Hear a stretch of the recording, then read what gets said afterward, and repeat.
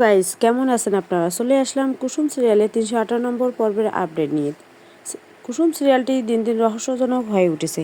কে আয়ুষকে জীবন্ত দাফন করতে যাচ্ছে, তার সাথে আয়ুষের কী শত্রুতা, এসব কিছুর আপডেট জানতে অবশ্যই পেজটিতে লাইক ও সাবস্ক্রাইব করতে ভুলবেন না। হ্যালো ভিউয়ার্স, কুসুম আয়ুষ মন্দিরে যাওয়ার পথে আয়ুষ কুসুমকে প্রপোজ করে, পরে বিষয়টি এড়িয়ে যায়। এরপরে আয়ুষ ও কুসুম মন্দিরে উপস্থিত হয়। গুরুদেব তাদের আধা ঘন্টা পরে আসতে বললে তারা মন্দিরটির চারপাশে ঘুরে ঘুরে দেখার জন্য যায়, কিন্তু কে জানতো তাদের ঘোর বিপদ আসতে চলেছে।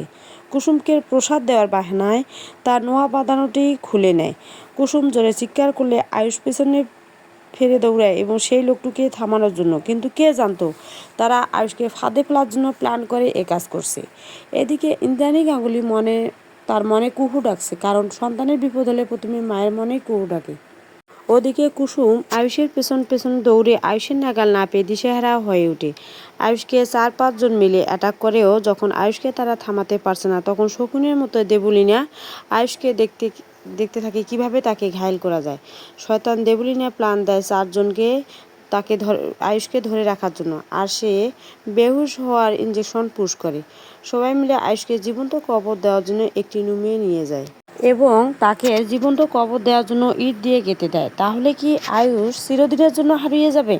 কুসুম কি তাহলে হারিয়ে ফেললো আয়ুষকে? দেবলীনা আর সেই অজ্ঞাত লোকটি কি জিতে গেল? কুসুম কি পারবে আয়ুষকে বাঁচাতে আর অপরাধীদের প্রাপ্য শাস্তি দিতে?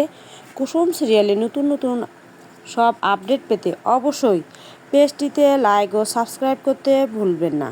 পাশাপাশি আমার ভিডিওটি আপনাদের কেমন লাগে তা আমার কমেন্ট বক্সে লিখে জানাতে পারেন। ততক্ষণ পর্যন্ত ভিউয়ার্স, বাই বাই, ধন্যবাদ আপনাদের।